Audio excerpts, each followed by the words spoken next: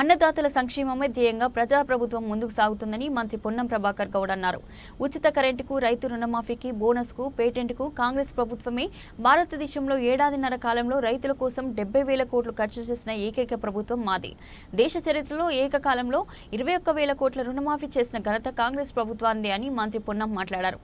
ఈరోజు రైతులకు సంబంధించి రైతు నేస్తం కార్యక్రమంగా రైతన్నలు తెలంగాణ వ్యాప్తంగా కొన్ని వందల రైతు వేదికలలో ఈరోజు మరి యొక్క కార్యక్రమాన్ని నేరుగా వీక్షిస్తున్నటువంటి సందర్భంలో తెలంగాణ ప్రభుత్వం మీ అందరి ముఖ్యంగా రైతన్నల ఆశీర్వచనంతో ప్రజాపాలన ప్రభుత్వం ఏర్పడ్డ తర్వాత రైతుల సంక్షేమాన్ని దృష్టిలో పెట్టుకొని అన్ని రకాల చర్యలు కాంగ్రెస్ ప్రజాపాలన ప్రభుత్వం అంటేనే రైతుల సంక్షేమ ప్రభుత్వం అనే విధంగా అన్ని రకాల కార్యక్రమాలు తీసుకుంటారు. ఇంతకుముందు వైస్ ఛాన్సలర్ చెప్పినట్టుగా రైతు శాస్త్రవేత్తలతో పాటుగా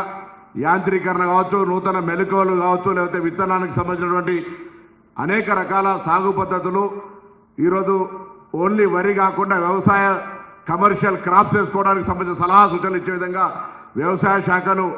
స్వయంగా రైతు తుమ్మల నాగేశ్వరరావు గారి నాయకత్వంలో ముఖ్యమంత్రి గారి పర్యవేక్షణలో ముందుకు పోతున్న ఈ సందర్భంలో అది రైతు రుణమాఫీ కానీ లేదా రైతు భరోసా కానీ రైతులకు సంబంధించినటువంటి సన్నవడ్ల బోనస్ కానీ ఆ విధంగా అనేక రకాలుగా ఈ యొక్క సంక్షేమ కార్యక్రమం జరుగుతున్న సందర్భంగా రైతన్నలు ఈ దేశానికి వెన్నెముకగా మన ఒక సామెత ఉంది, రైతు చేసిన రాజ్యం ఎజ్జడిసే వ్యవసాయం ముందుకు పోదని. ఆ విధంగా రైతుల సంక్షేమం, రైతులు సంతోషంగా ఉండాలనేటువంటి ప్రభుత్వాన్ని నిండు మనసుతోటి తెలంగాణ వ్యాప్తంగా ఉన్న రైతులందరూ దీవించి మరింత రైతులకు సంక్షేమం పొందేలాగా వ్యవసాయాన్ని పండుగలాగా చేసుకొని ముందుకు